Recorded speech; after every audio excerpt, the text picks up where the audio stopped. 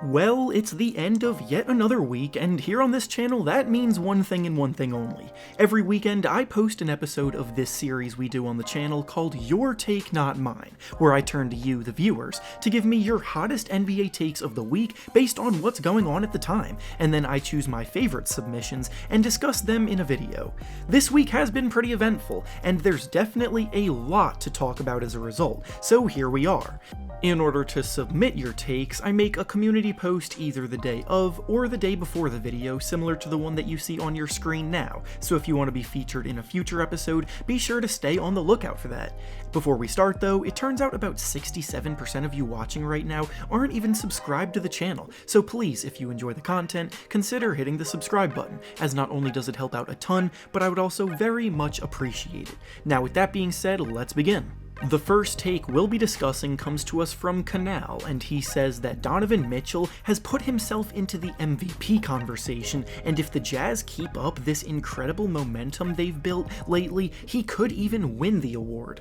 So the Jazz currently sit on the top of the NBA standings with the best record in the league right now, and they've been on quite a tear as a team lately. They look better than ever, everyone on the team is gelling, and they definitely do look legit. The MVP award has historically usually gone to the best player on one of the best teams in the NBA, and that is likely why this take has come about, because Mitchell is their best player and their go-to guy, especially offensively. However, the reason why the MVP award almost always goes to the best player on one of the best teams in the league is because they're usually the ones putting up MVP level production, and Donovan Mitchell has definitely been playing like his usual all-star caliber self, but I do disagree with him being in the MVP conversation, because individually, he's not really producing at an MVP level. Don't get me wrong, his averages of about 23 points, 5 assists, and 4 rebounds per game while shooting it efficiently are very good in their own right,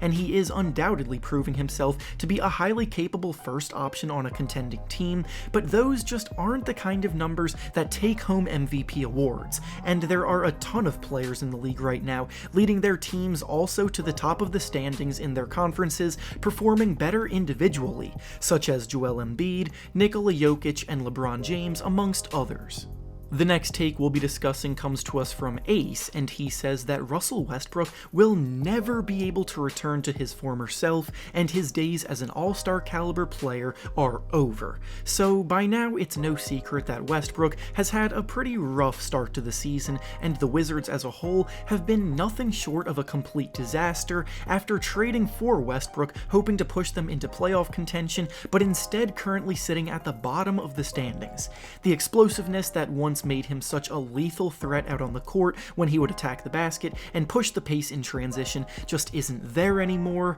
his ability to finish plays has suffered as a result, and his questionable decision making is still very much an issue. Now admittedly, Westbrook has been dealing with injury issues this season with his hamstring, and that's been going on for a while now, and his fans rightfully always point that out and say that he's playing through an injury, but the thing is that he seems to always play through his injuries, and even when he sat out for a few games earlier this season, he returned to the court and still hasn't improved much, demonstrating that he keeps rushing back instead of fully healing. He very well could be an all-star caliber player still at full strength, but his unwillingness to take time off and fully recover will hurt him in the long run, and I can't confidently say we'll ever see him at full strength again.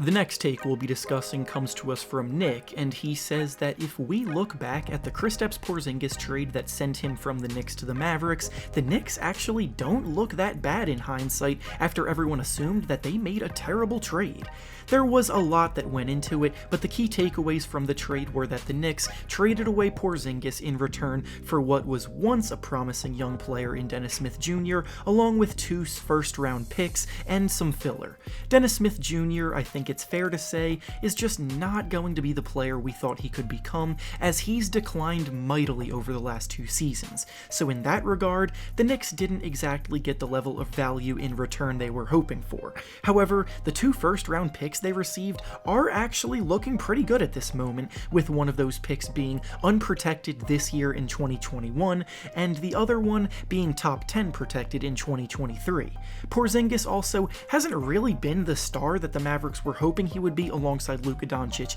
either struggling at least a little bit to start this season, as the Mavericks also find themselves with a losing record at the moment. So in general, getting 2 first-round picks in return for Porzingis isn't bad value at all. However, I still don't think it was the best return that they could have gotten in the world, and they probably could have done better even in hindsight.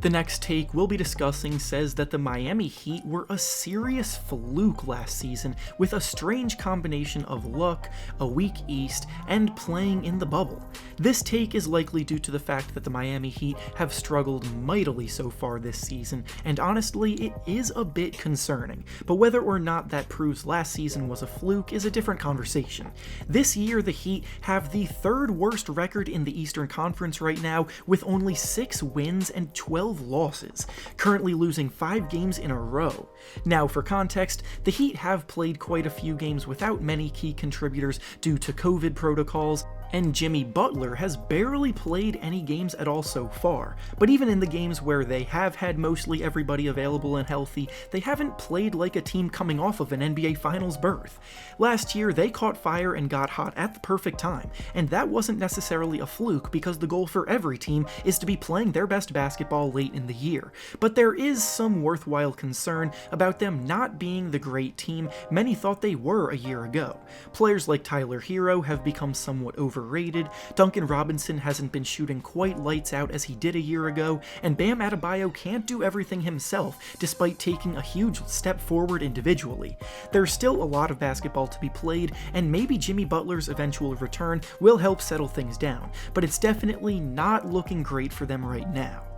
And finally, the last take we'll be discussing today comes to us from Michael, and he says that Bradley Beal has a chance to become the first player to win the MVP award who doesn't make the playoffs. I'm just gonna say right off the bat that there is literally 0 chance in the world Beal wins MVP this year, and there's a ton of reasons why. The most obvious one is what he said himself, being the fact that the Wizards are currently the worst team in the NBA, and the fact of the matter is that production in situations like that come off as a bit empty, and they don't get rewarded in awards races as important as the MVP. Yes, Beal is currently leading the NBA in scoring, putting up about 35 points per game, and at this point it's hard not to feel bad for Beal in this current situation, but it would also be disingenuous to say that he's completely without any blame for the Wizards' poor start. He's been brilliant through 3/4 of most games, but admittedly he's struggled in the 4th quarter quite a bit to close games down the stretch, and while he's been the only reason the games were close in the first place, you have to be able to strongly close games out too if you want to turn things around this season. He's not an MVP candidate regardless of his impressive production, because the MVP signifies impact and value towards winning at the highest level. And with that being said, that's all I have for you today. Make sure to like the video, subscribe to the channel, and comment down below what you think about the topics discussed today. Thanks for watching, and I'll see you all next time.